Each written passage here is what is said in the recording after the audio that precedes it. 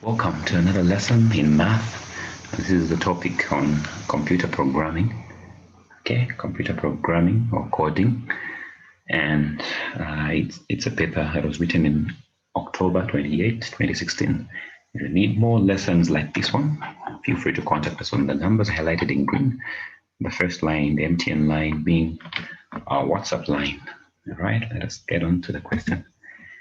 So you find it on page 4 of that paper, and it's question number 3. The question reads, the program below is given in the form of a pseudocode, and this is the program below. Okay, so you should understand what a pseudocode is.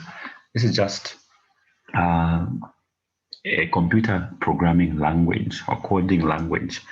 When you are planning and preparing to come up with a program, whether it's for an application, okay, this is a coding language that you use to plan and prepare the program that you're going to enter into the computer, maybe to make an application, or if you're trying to come up with a video game. This is the language first you start with. So it's like a summarized plan of what you want the program to be doing. All right. So this is the pseudocode. It's called a pseudocode, and it goes start, enter radius. If radius is less than 0, then display error message and re-enter positive radius. Else enter height. If height is less than 0, then display error message and re-enter positive height. Else volume is equal to 1/3 times pi times square radius times height. And if display volume stop. And the question says, draw the corresponding flowchart for the information given above. And this is 5 marks. So if you notice the language, this is trying to come up. This is actually, it's a program for calculating this volume. Okay, it's a program for calculating this volume. And this should be a volume of a cone. Okay, volume of a cone. This is the formula, or a vuvuzela, if you like. This is the volume of a vuvuzela. This is the formula for that, from which you get your frustum if you have to cut off that conical part on top. Yeah, but this is the formula for calculating the volume of a cone, and it's very important for you to understand what really this program is all about. And then this is the flow chart. Okay, so there are 2 ways mainly of planning your program. You can use the pseudocode. Normally, actually, you use both of them. Use the pseudocode, then put it in a flowchart. A flowchart is easier to summarize the data. It's easier to follow. Okay, so there it goes. It's saying start. So this is how you write your flowchart. And these shapes are very important. So these shapes, the diamond shapes, are using for making decisions. Okay, if you reach a junction where you need to make a decision, you put this diamond-like shape to say, okay, should I go this way or the other way? And that's where the if statement becomes important. So it says, if the condition is this, then you should do this. You're telling the computer to say, if the condition is this, do this, or else. Okay, or else. If it's not like that, or else, that's the language we use. If, do this, else, do that. Okay, so that's important. Then the shapes, these shapes are used for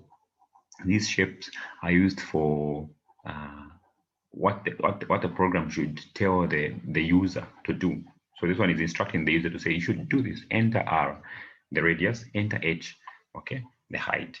And then there are these other shapes. This circular shape like that, a circular shape like that is used for starting and stopping. Okay, and then this shape again is used for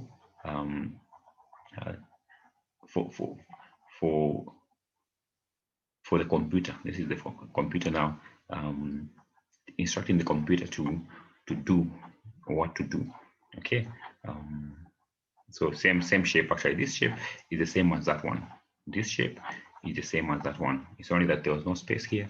Yeah, but okay. So following that same program, it says start, enter R, stroke h. So it's asking, the decision needs to be made here. It says, is r less than 0? This side it says yes. Okay, so if r is less than 0, yes. It says print error message. What happens is there's a loop there which sends you back to this part again. Okay, so this part goes looping back to here, going to join back here. So meaning like it sends you back to this message here to say enter r and h again. So you need to enter again because radius can never be less than 0. Okay, a radius can never be less than 0. It's a distance, physical quantity. It can never be less than 0. So you need to enter a positive radius. Okay, so if you enter that again, if it's a correct one, it says, is it less than 0? No. It will take you to the next step. So it will tell the computer to say, take this person to the next person, to the next step, sorry. So if you come to the next step, again, there's a decision there. So it says, is h less than 0? So the h that you entered, is it less than 0? That's a question, and decision needs to be made. So it will say, if it's yes, it's less than 0. Again, height can never be less than 0. Okay, for a cone, it can never be less than 0 as a physical quantity. So it will loop you back, it will send you back. Okay, it will print error message. That's what you see on a computer. Then it will take you back. Okay, the computer system program will go back to here, so that you should re-enter r and h. If you do that, again, the r that you entered should be the same one, probably, which is correct. Again, when you come here, if the h now is correct, it will take you to the, if h is not less than 0, it will take you to the next step. Okay, next stage, where it will actually now calculate. So the computer actually is instructed using this 4-corner box to say, do this. So it will do that. It will calculate within the system. It will calculate that. After calculating that, it will print. So notice the parts for printing these shapes are the same.